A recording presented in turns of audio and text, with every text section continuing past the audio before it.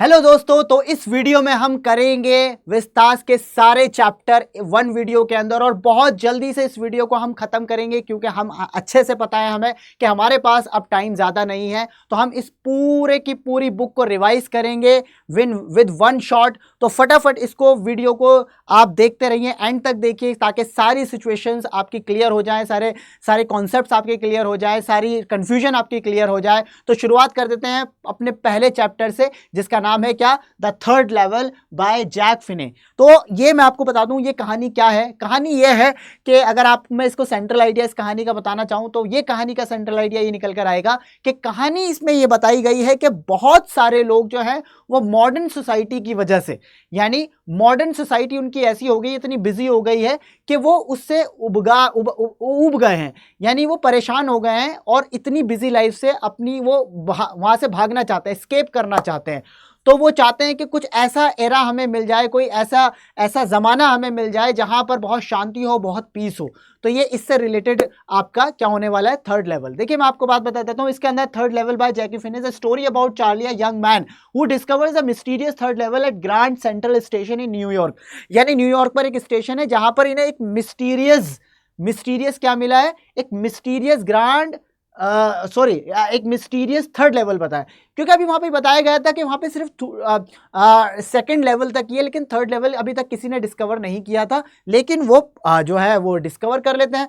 अब जब वो डिस्कवर कर लेते हैं, जिनका नाम चार्ली होता है, तो वो बताते हैं कि वो जब उसके अंदर घुसते हैं तो उन्हें जो फील होता है वो ऐसा लगता है कि वो कोई ज़माना है 1894 का, जहाँ पे हर चीज़ ओल्ड फैशन है, 19th सेंचुरी के लोग कपड़े पहने हुए हैं, स्टीम इंजन वहाँ पे चल रही है, ठीक है। तो ये सब हर चीज़ पीसफुल हो रही है विदाउट मॉडर्न स्ट्रेस या प्रॉब्लम्स। तो ये सारी की सारी चीज़ें होती हैं। तो वो सारी की सारी चीज़ें वो बताता है अपनी वाइफ को, और उसका एक दोस्त होता है जिसका नाम वो एक साइकेट्रिक होता है, उसका दोस्त, ठीक है। तो वो उसे बताते हैं, तो सैम उसका नाम होता है साइकेट्रिक का। तो वो कहता है कि नहीं ऐसा कुछ नहीं है, बस ये अपनी मॉडर्न लाइफ से बिजी बहुत ज़्यादा परेशान है। मॉडर्न लाइफ में बहुत ज़्यादा परेशान होने की वजह से बच्चे क्या हो रहा है, ये अपने आप को वहाँ पहुँचाना चाह रहा है, ये साइकोलॉजिकली वहाँ पर पहुँच गया है। बट ऐसा कुछ नहीं है, थर्ड लेवल जैसा वहाँ पे कुछ नहीं है। ये आपको बस इतना समझ लीजिए कि ये जो चार्ली है ये अपनी मॉडर्न लाइफ से परेशान हो गया है, बिजी लाइफ से परेशान हो गया है, बहुत ज़्यादा उसे स्ट्रेस हो रहा है यहाँ पर। तो वो कुछ ऐसी जगह जाना चाहता है जहाँ पर स्ट्रेस ना हो, जहाँ पर पीस ही पीस हो, अपनी एक मॉडर्न। तो इसलिए उसने ये सारी चीज़ें इमेजिन की हैं। वो थोड़ा सा अटपटा हो गया है, लेकिन लास्ट में ये बताया गया है कि सैम को भी थर्ड लेवल मिलता है। तो यहाँ पे रीडर को लास्ट में कंफ्यूज कर दिया गया है, क्या वो वाकई कोई सिर्फ इमेजिनेशन थी चार्ली की, या फिर सच में कोई टाइम ट्रैवल हुआ था उस थर्ड लेवल के अंदर, कि वो टाइम ट्रैवल में 1894 में पहुंच गए थे। समझ में आई बात? तो ये सारी की सारी चीजें इस तरह से होने वाली हैं। चलिए, इसके बाद है द टाइगर किंग। ये स्टोरी तो आपने बहुत अच्छे से पढ़ी होगी और बहुत सिंपल स्टोरी है। यहाँ पे एक महाराजा है, जो एक किंग है जिनको द टाइगर किंग कहा गया। उनकी जब वो पैदा हुए तो उनकी एक प्रोफेसी हुई, उनकी एस्ट्रोलॉजर ने उन्हें बताया कि ये इनकी जो मौत का कारण बनेगा वो एक टाइगर बनेगा। तो जब वो बड़े हो जाते हैं, उनके सल्तनत उनके हाथ में आ जाती है, तो वो सारे टाइगर्स को मरवाना शुरू कर देते हैं। अब सारे टाइगर्स को मरवाना शुरू कर देते हैं तो वो कहते हैं कि मैं पूरे 100 टाइगर्स को मारना शुरू करूंगा। और इवन वो ये भी करते हैं कि वो किसी और को भी मारने नहीं देते हैं। तो सबके ऊपर बैन लगा दिया जाता है कि कोई भी टाइगर को नहीं मारेगा, सिर्फ राजा ही टाइगर को मारेगा। और इसके साथ साथ उनका सारा फोकस जो है वो इसी पर चला जाता है, और पब्लिक की चिंता करना बंद कर देते हैं, पब्लिक के वेलफेयर के बारे में सोचना बंद कर देते हैं। तो इस तरह से ऑथर ने यह भी बताया कि किस तरह से रूलर जो है एरोगेंट होते हैं, सेल्फिश होते हैं, उनके अपने वो सेल्फिश मोटिव पूरा करने के लिए पब्लिक को भाड़ में जाने देते हैं। तो यहाँ पे ऑथर ने यहाँ पे क्रिटिसाइज किया है, पूरा किसको क्रिटिसाइज किया है बच्चे, पूरे गवर्नमेंट को, पूरे जो रूलर्स होते हैं उनको क्रिटिसाइज किया है इसके थ्रू। इसके बाद फिर क्या होता है बच्चों, फिर वो शादी करते हैं, और शादी भी वो एक ऐसी लड़की से करते हैं, और इस वजह से करते हैं क्योंकि उनके रीजन में बहुत सारे टाइगर्स होते हैं, तो वो वहां के टाइगर्स को भी मारने लगता है। तो जब उनके 99 टाइगर्स हो जाते हैं और फिर एक 100वें टाइगर्स वो मारने जाते हैं, तो वो टाइगर्स को जब मारने जाते हैं तो उन्हें लगता है कि मैंने टाइगर्स को मार दिया, लेकिन वो टाइगर जो है वो फेंट हो जाता है, वो बेहोश हो जाता है। ये बात और लोगों को पता होती है, लेकिन राजा को नहीं पता होती। राजा को ऐसा लगता है कि ये शेर मैंने ही मारा है, और दूसरे लोग उसको बताते भी नहीं है, क्योंकि सबको पता है ये राजा संकी है। अगर हमने इसे बता दिया कि वो शेर आपसे मरा नहीं था, तो फिर ये हमें परेशान करेगा और फिर हमें टाइगर दोबारा ढूंढना पड़ेगा। तो कहते हैं हाँ वो मर गया, वो उसे खुद मार देते हैं, और फिर सबसे कहते हैं कि हाँ वो टाइगर मर गया। तो बहुत जब उसके फिर बच्चे हो जाते हैं, फिर उसका एक बच्चा होता है, और उसके बच्चे के लिए वो बहुत दिन बाद कहीं घूमने जाते हैं, तो उसे एक टॉय मिलता है जो टाइगर टॉय होता है, और वो एक वुडन लकड़ी का बना होता है। तो वो उसके साथ खेलता है, तो खेलते खेलते वुडन की एक नोक जो स्प्रिंकल जो है वो जाके उसके चुभ जाती है, किसके वाला, राजा के, और राजा को इससे इन्फेक्शन हो जाता है, और इन्फेक्शन की वजह से उसकी पूरी बॉडी में इन्फेक्शन फैल जाता है, और ये होने के बाद क्या होता है, बच्चे वो मर जाता है। तो इस तरह से एस्ट्रोलॉजर्स की जो प्रोफेसी है वो पूरी हुई। और ये आयरनी है बहुत कि ये नहीं कहा था कि कौन से टाइगर से मौत होगी, किसी भी टाइगर से मौत हो सकती है, तो वो उसकी मौत हुई। यहां से ये भी पता लगता है आदमी कितना भी जोर लगा ले अपनी डेस्टिनी को चेंज नहीं कर सकता। ठीक है, आइए जरा इसके बाद है journey to the end of the earth, Tishani Doshi. देखिए ये एक एनवायरमेंटल इशू पर बात होने वाली है। तो ये जो journey to the end of the earth है, ये किस चीज़ को बोला गया है, ये अंटार्कटिक रीजन को बोला गया है। तो अंटार्कटिका का जो रीजन है वो सिंपली एक ऐसा रीजन है जो बिल्कुल अलग है पॉपुलेशन से, जहाँ पे एनिमल्स नहीं है, जहाँ पे ह्यूमंस नहीं है, ह्यूमन से कनेक्शन बिल्कुल टूटा हुआ है। तो इसीलिए इसे journey to the end of the earth कहा गया है। यहाँ पर जब लोग आते हैं तो यहाँ पे ग्लेशियर्स पिघलते हुए देखते हैं। राइटर भी यहाँ पर अपनी एक साइंटिफिक एक्सपीडिशन के लिए आया है, स्पेसिफिक पर्पज़ के लिए आया है, एनवायरमेंटल इशू को सॉल्व करने के लिए आया है। तो यहाँ पर साफ साफ दिखता है कि अंटार्कटिका एक ऐसा रीजन है जहाँ पर साफ दिखता है कि किस तरह से एनवायरनमेंट जो है वो ग्लोबल वार्मिंग हो रही है। तो बेसिकली ये बात सारी की सारी हम यहाँ से सीखते हैं। ठीक है बच्चे, समझ में आती है ये कहानी?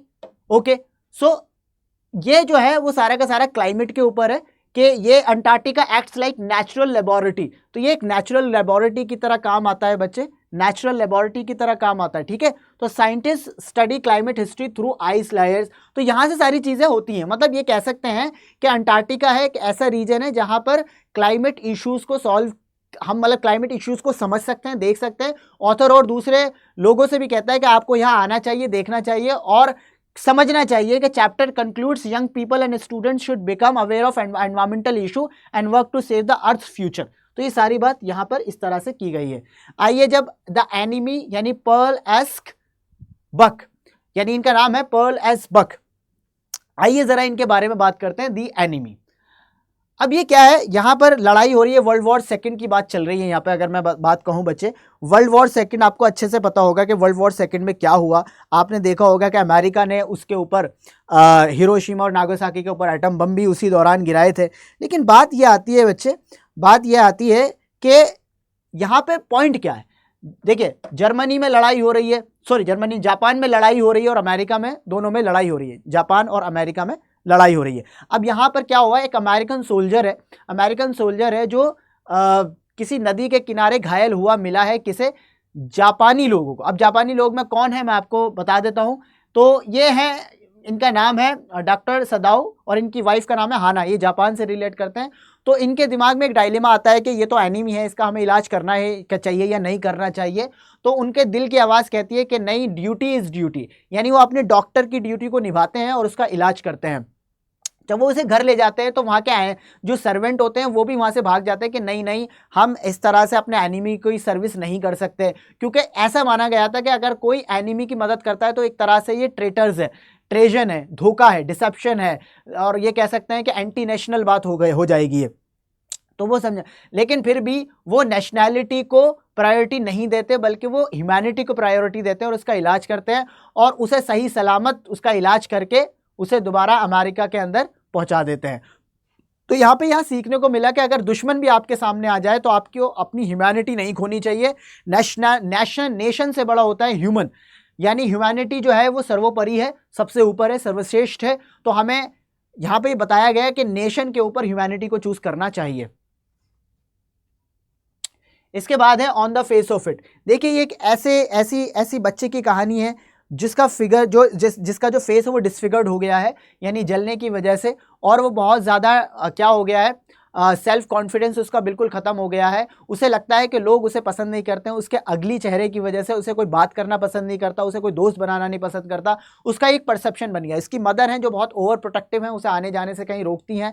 एक बार वो चुपके से एक किसी बूढ़े आदमी के गार्डन में घुस जाता है और उस बूढ़े आदमी से वो मुलाकात करता है। तो बूढ़ा आदमी जो होता है वो बहुत ही आउटलुक उसका बहुत ही पॉजिटिव होता है लाइफ को लेके।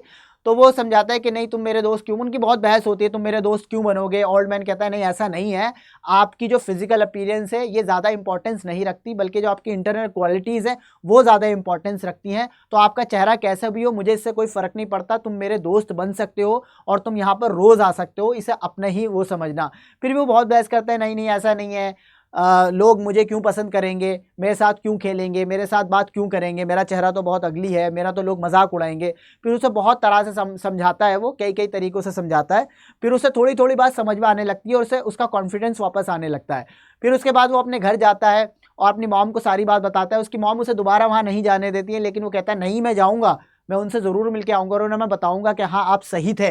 फिर उसके बाद वो उनसे मिलने जाता है तो बड़ी सैड न्यूज़ देखने को मिलती है कि वो जो ओल्ड मैन होते हैं वो बेचारे लेडर से गिरकर उनकी डेथ हो जाती है और वो ये देख के बहुत शॉक हो जाता है। तो यहाँ पे कहानी का मतलब ये है कि सेल्फ कॉन्फिडेंस खो जाता है कई बार जब आपका चेहरा बिगड़ा हो, आपकी फिजिकल जो बॉडी है वो थोड़ी सी स्ट्रक्चर्ड ना हो, तो आपको आपका सेल्फ कॉन्फिडेंस चला जाता है। लेकिन यहाँ पर ये बताया गया है कि फिजिकल अपीयरेंस डजंट मैटर, ये अपीयरेंस मैटर नहीं करता, आपकी क्वालिटी, आपकी इनर, आपका माइंड, आपकी मेंटालिटी, आपका परसेप्शन, ये सारी चीजें मैटर करती हैं। तो ये सारी की सारी बात इसमें on the face of it कहा गया है।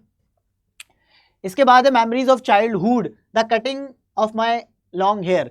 तो यहाँ पे एक देखिए ये दोनों ही जो कहानियां हैं, मैं अगर आपको बताऊं, ये दोनों जो कहानियां हैं वो बहुत अच्छी कहानियां और दोनों ऐसी कहानियां हैं जहां पर जो अपर कास्ट के लोग हैं वो लोअर कास्ट के लोगों पर अत्याचार कर रहे हैं।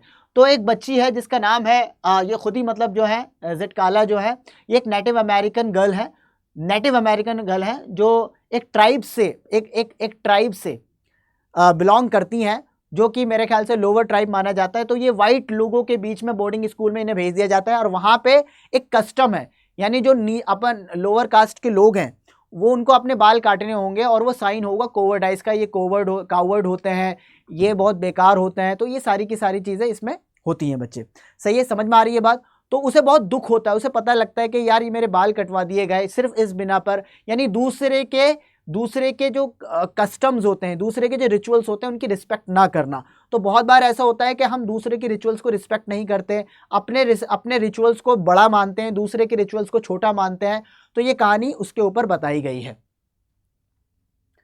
इसके बाद है लास्ट है आपकी, यहाँ पे जैसे आपको अच्छे से पता है कि हमारे इंडिया के अंदर भी कास्टिज्म बहुत है, जो हमारे लोअर कास्ट के लोग हैं उन पर जुल्म करते हैं, कौन, अपर कास्ट के लोग। तो ये यहाँ पे we are human being too, तो बामा ने ये लिखा है। तो इन्होंने बताया है कि बामा पहले नहीं जानती थी ये क्या अनटचेबिलिटी क्या होता है, लेकिन जब वो देखती है एक मैन होता है जो क्या कैरी कर रहा होता है, हाँ एक वो फूड पैकेट कैरी कर रहा होता है, लेकिन वो धागे से पैकेट फूड कैरी कर रहा होता है, वो अजीब जानती है कि इस तरह से धागे से क्यों दे रहे हैं। तो उसका भाई उन्हें बताता है, हाँ उनका भाई होता है शायद मेरे ख्याल से एल्डरली, सॉरी एक सेकेंड, अनन, जिनका नाम अनन होता है। तो उनके एल्डर ब्रदर होते हैं जिनका नाम अनन होता है, वो बताते हैं कि ये इसलिए ऐसा हो रहा है क्योंकि ये जो अपर कास्ट के लोग हैं ये इनका छुआ हुआ नहीं खाते हैं। तो उसे बहुत बुरा लगता है कि यार ये क्या है। तो उसे बताता है कि अगर आप पढ़ोगे, एजुकेशन हासिल करोगे और ये सारी चीज़ें करोगे तो आपके साथ ऐसा कभी नहीं होगा। उसे बहुत बुरा लगता है कि ये अनटचेबिलिटी कैसी बात है जो हमारे साथ हो रही है। तो वो उसे बताता है, तो वो inspire by advice Bama and decided to work hard in her studies and prove that people of her community deserve dignity and equality. तो उसका भाई उन्हें बताता है कि आप अगर पढ़ोगे, लिखोगे, एजुकेशन हासिल करोगे तो आप इस पर काम कर सकते हो, आप इसको मिटा सकते हो और अपनी डिग्निटी, अपने ट्राइब के लोगों को डिग्निटी दे सकते हो और इक्वालिटी दे सकते हो। तो this is all about Vistas. Thank you so much. अगर आपको ये वीडियो पसंद आई तो जरूर शेयर कीजिएगा अपने दोस्तों के। Thank you so much.